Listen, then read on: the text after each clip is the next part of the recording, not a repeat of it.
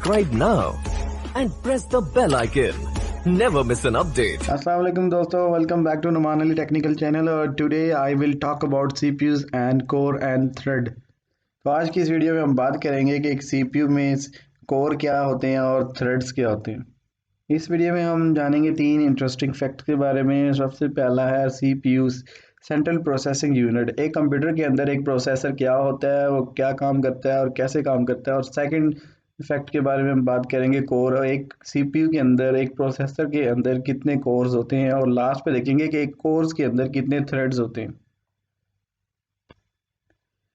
यहाँ पे हम सबसे पहले बात करने वाले हैं सीपीयू के बारे में। सीपीयू क्या है, व्हाट इज सीपीयू। अब यहाँ पे सभी जानते हैं कि सीपीयू एक प्रोसेसर होता है कंप्यूटर के अंदर। सीपीयू एक्चुअली हमारे कंप्यूटर का जो ब्रेन है। इसके अलावा हमारा कंप्यूटर शुरू तक नहीं हो सकता।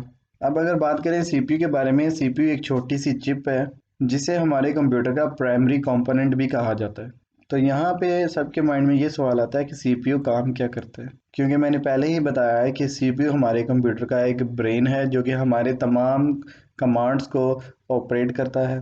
हमारी हर एक कमांड को सीपीयू रिसीव करता है, उसे एग्जीक्यूट करता है और उसके बदले में हमें आउटपुट देता है, जो कि हमें एक रिजल्ट की सूरत में मिलता है। तो अगर इसको थोड़ा सा इजी वे में समझ लिया जाए तो सपोज मैं एक कंप्यूटर हूँ। मैं कंप्यूटर ऑन करने के बाद माइक्रोसॉफ्ट ऑफिस में कुछ काम करना चाहता हूँ और मुझे माइक्रोसॉफ्ट ऑफिस में कुछ काम करना है। तो मैंने उसको ओपन करने के लिए उसके आइकन के ऊपर जैसे ही डबल क्लिक किया, इससे होगा क्या कि मैंने अपने कंप्यूटर को एक कमांड दिया कि मुझे माइक्रोसॉफ्ट ऑफिस जो सा है वो ओपन चाहिए। तो ये मेरी कमांड सीपीयू के पास गई। सीपीयू इस कमांड को रिसीव करेगा, उसके बाद इसको डिकोड करेगा अपनी लैंग्वेज में और समझने की कोशिश करेगा कि मैं उससे क्या चाहता हूँ। और फिर जब ये समझ जाएगा कि मैं इसे क्या चाहता हूँ तो ये हार्ड डिस्क और रैम की मदद से उस माइक्रोसॉफ्ट ऑफिस को ओपन कर देगा और मुझे बदले में एक आउटपुट दे देगा। ये पूरा प्रोसेस होने में कुछ नैनो सेकंड से भी कम का टाइम लगेगा। इसकी मदद से हम अपने कंप्यूटर को ऑपरेट कर सकते हैं सही तरीके से। तो अब बात कर लेते हैं कोर क्या होता है। जैसे कि हम बहुत ज़्यादा सुनते हैं कि dual core processor, quad core processor, octa core processor, hexa core processor. लेकिन यहाँ पे समझने वाली बात है कि ये कोर आखिर होता क्या है। आपके सामने एक डिवाइस है इंटेल की, इसमें एक कोर होता है और जो कोर है वो फिजिकल पार्ट है सीपीयू का। Core is a physical part of CPU और एक कोर के अंदर 2 थ्रेड्स होते हैं। तो बेसिकली थ्रेड लॉजिकल पार्ट है कोर का और जो कि एवरी कमांड रिसीव करता है और हमें आउटपुट देता है।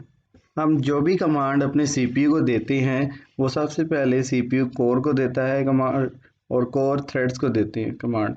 और ये क्या करते हैं कि हमारी कमांड को डिकोड करते हैं, डिकोड करके उसको समझने की कोशिश करते हैं कि हम उससे क्या चाहते हैं और उसके बदले में वो हमें एक आउटपुट देता है।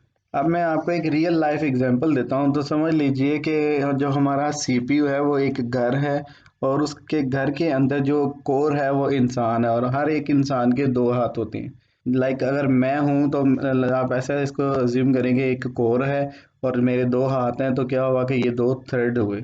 इससे ये साबित हुआ कि जो एक कोर है वो एक वक्त में 2 कामों को इजीली हैंडल कर सकता है। अगर उसको एक और को कोई कमांड मिली है तो उसको वो रिसीव भी करेगा और उसको सेंड भी करेगा, कोई चीज़ लेकर जाएगा और वापस लेकर भी आएगा।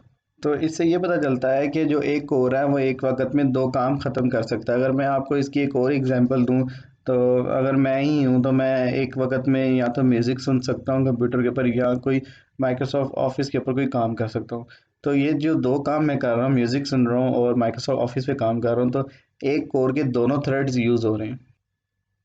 तो अब बात करता हूँ मैं आपसे प्रोसेसर की एक सच्चाई के बारे में। तो जैसा कि मैंने कहा, आपको बताया कि एक प्रोसेसर के अंदर एक कोर होता है जिसके अंदर 2 थ्रेड्स होते हैं। यहाँ पर एक बात तो सच्ची है कि जो कोर है वो एक प्रोसेसर का फिजिकल कंपोनेंट होता है, जिसे अगर हम चाहें तो उसको देख सकते हैं या फिर उसे खोलकर निकाल भी सकते हैं।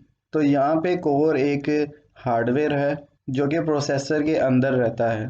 लेकिन अगर हम बात करें थ्रेड्स के बारे में जो कि कोर के अंदर रहता है, लेकिन यहाँ पे मैं एक बात क्लियर करना चाहूँगा कि कोर के अंदर थ्रेड्स तो रहते हैं लेकिन threads are not physical component. अगर आप एक कोर को ओपन करोगे तो आपको कोर के अंदर थ्रेड्स देखने को नहीं मिलेंगे क्योंकि ये लॉजिकली पार्ट है कोर का। तो यहाँ पे इंटेल ने इस सारे काम को नाम दिया हाइपर थ्रेडिंग टेक्नोलॉजी।